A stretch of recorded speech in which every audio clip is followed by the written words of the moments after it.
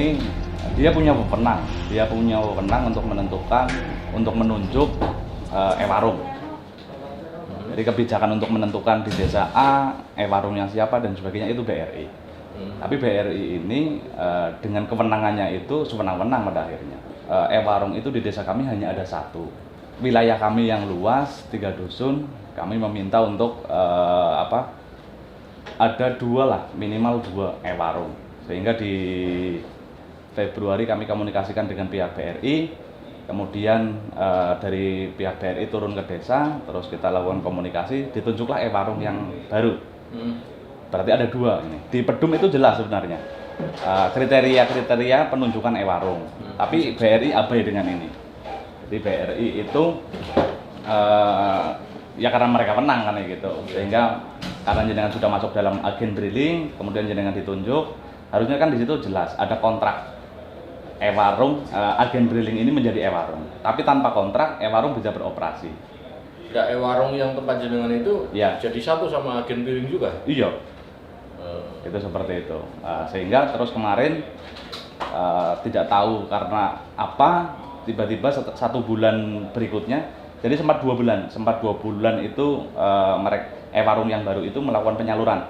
Tapi di bulan ketiga, masuk ke bulan 3, harusnya bulan ini sudah melakukan penyaluran lagi, mengundurkan diri. Siapa ini? E-warungnya. Saya dapat pemberitahuan dari BRI. Alasan BRI karena tidak target. Sehingga kami tanyakan, loh emang e-warung ada target? Tidak ada Pak. Kalau e-warung tidak ada target, tapi sebagai agen drilling itu memang ada target. Ini yang jadi permasalahan selanjutnya. Itu seperti itu. Sehingga dugaan kami adalah BRI ini dengan kewenangannya sewenang-wenang, itu seperti itu. Karena misal katakan ini, Mas, dalam warung yang tidak sesuai dengan Pedum, warung yang tidak sesuai dengan Pedum. Sudah kami sampaikan tadi Bapak. Satu tadi yang Aska ya. Arta. Warung Arta. Itu kan tidak sesuai dengan Pedum. Iya. Sudah disampaikan. Iya, ini dalam hal ini kami mengadukan e-warung Arta, Pak. E-warung Arta itu. Ya? Iya. Mungkin data yang udah ada Pak, lihat dulu. Ini masih asli semua. Ya. Coba tak lihat dulu, baca-baca dulu.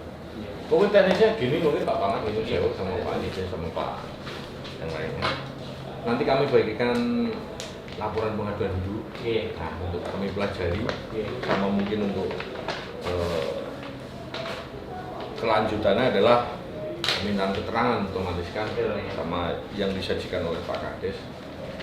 Nanti kita buatkan itu dulu, nggak ngerti apa nanti tipikor atau tipiter atau unit 1 atau kami sendiri. Arta ini praktek sebulan sekali di desa kami dengan nyewa. Apa dia punya kios apa nggak di sana? Nggak punya, dia hanya ngikut bagi sembako saja.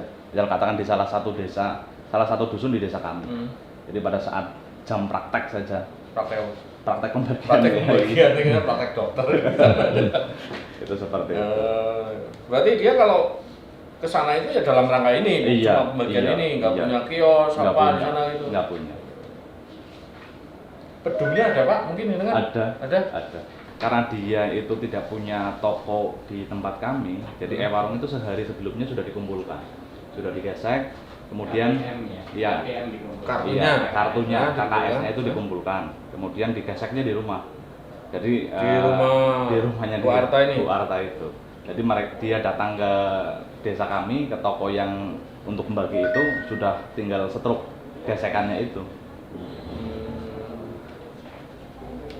Terus pembagiannya biasanya di mana Pak? Lokasinya? Di dusun 2 berarti. Di rumah warga atau di toko warga kami. Iya. Toko warganya juga. Iya. Ada hubungan sama Bu Arta nggak? Toko tersebut? Kalau saudara tidak. Hubungannya mungkin hubungannya hubungan bisnis. Ketika dia numpang bagi di situ dapat kompensasi mungkin gitu. Atau mungkin sudah jauh jenengan juga menanyain ke toko yang bersangkutan mungkin terkait kalau kegiatan itu? Iya, kalau dari pengakuan yang punya toko kan dia memang hanya ikut bagi saja di situ. Ikut bagi. Iya. Terus barang-barang yang dibagikan itu pengadaannya oleh Bu Arta sendiri atau gimana? Kalau Setahunya dengan- kalau pengadaan barang kami kurang paham ya, Hmm. kami kurang paham. Artinya Bu Arta itu di situ dia ketika pada saat penyaluran dia sudah ada barang di situ sih. di toko yang dimaksud itu jenengan. Iya. Entah dia ngambilnya di mana kami kurang paham. Iya. Tapi Bu Arta langsung yang bagiin. Bu Arta. Makanya tadi payung hukum yang nanti bisa adanya penyelewengan itu di payung hukum apa? Apakah di juknisnya, apa di peraturan pengampu atasnya, kayak gitu. Yang perlu kita Ya. pelajari bareng. Ya. Itu malah justru indikasinya kerugian negaranya di situ, Pak. Kalau misal katakan by name by address itu ada beberapa ketentuan yang bisa merubah. Misal katakan ada kebijakan-kebijakan dari Kemensos yang boleh mengganti by name by address sesuai dengan ketentuan. Contoh misal katakan musyawarah desa dan sebagainya itu boleh mengganti. Tapi dalam hal ini misal katakan kami dapat 200.000 ini yang dalam keadaan dipaket, tapi nilainya tidak sesuai dengan 200.000. Ini malah justru lebih jahat. Kerugian negara jelas justru malah ada di sini. Atau syukur gini Pak, ini penerimaan yang terakhir kapan? Kemarin Kemarin kapan maksudnya? Berapa hari dari sekarang? berarti hari Senin, terakhir hari Senin. Nah, barangkali ada yang masih utuh. Iya. Paketnya. Nah, nanti Jadi ya, maaf, terbukti.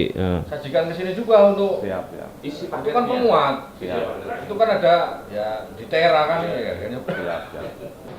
Jadi sementara gini Pak Daryono ya, Pak Iya. Daryono sing unitnya yang tiket. Ya. Karena ini masalahnya adalah bansos ya, ingin ada kaitannya seperti itu. Kebetulan Pak Kanit saat ini sedang bersama tim Dinsos dan Pikor itu melakukan monitoring. Nah terkait dengan ini, sebetulnya kalau seandainya itu ranahnya sudah masuk pungli atau apa, Ya. ya mungkin kita bisa telah bersama saat ini. Tapi kalau terkait dengan kesesuaian dengan pedum atau tidak, itu sebetulnya Pungli juga ada. Mm-mm. Pungli juga ada. Jadi Punglinya apa? di satu surat pernyataan itu di program yang lain. Itu kita kan ada program yang dari Kemensos kan ada 2 program. Yang pertama program sembako, terus yang kedua adalah program PKH, program keluarga harapan. Program keluarga harapan itu kan uang tunai. Jadi KPM itu dimintai untuk membuat surat pernyataan berkaitan dengan pungutan. Yang salah satu berarti yang ini yang PKH ya? yang PKH. Ya, oke. Jadi yang salah satunya adalah pemotongan 3.000 untuk KPM, untuk ewarung, untuk agen. Ya. Itu seperti itu. Ini jelas artinya di situ ada indikasi itunya. Alasannya untuk apa 3.000? Untuk tali asih. Ya. Bahasanya itu. Ya. Di surat Ada pernyataan. dokumennya? Ada. Apa? Coba lihat. Untuk terkait dengan BPNT dulu yang tadi dulu pertama itu karena ini kan maksudnya wilayahnya adalah TIKOR atau tim koordinasi. Ya. Karena leading sektornya adalah Dinsos. Ya. Kita memang ikut mengawasi, tapi masalah pedum, kesesuaian pedum, juknap, juknis itu koordinasinya dengan Dinsos. Kalau ada ketidaksesuaian misalnya dalam pelaksanaan, pasti akan dikoordinasikan juga dengan Dinsos. Nah, terkait dengan hal ini, informasinya kami terima, selanjutnya kita komunikasikan dengan TIKOR dulu. Nah, makanya kan tadi ada ranahnya masuk di TIKOR langsung atau misalnya pungli atau tidak, ternyata yang PKH tadi ada indikasi seperti itu, terangani panjenengan. Dengan apa namanya dokumennya seperti itu. Kita terima dulu informasinya, insya Allah kita akan buatkan laporan informasi. Oke. Nanti kita koordinasi. Insya Allah kita tindak lanjuti lah. Jangan seperti ini. Masalahnya ini masuknya ranah tipikor atau bukan? Ya nanti. Ya. Kita lakukan penyelidikan dulu. Apakah ini masuk dalam apa namanya delik tipikor atau tidak? Kalau bisa saja deliknya administrasi, ya kita tetap profesional. Gitu ya. Kira-kira gimana, bisa diterima? Atau ada sanggahan? Mau? Ya sementara itu. Iya. Kita ikutin saja di sini. Iya. Terjadiannya di Karangtengah atau tidak ini kalau terjadi sekabupaten kan jadi masif ini kan kasusnya. Kalau benar ini dugaannya gitu. Ya. Tadi yang BPNT sudah saya catat lah, tiga indikasi lah ya. Apakah itu melanggar pedum atau apa, ya nanti kita koordinasikan dengan TIKOR. Nanti akan setelah ini saya laporkan ke Pak Kanit. Itu ya komunikasi lawan kenal ya, nggak apa-apa, komunikasi enak saja. Ya mungkin malah kalau saya tertariknya yang PKH itu. Nah, ini masuknya ada unsur pemaksaan enggak?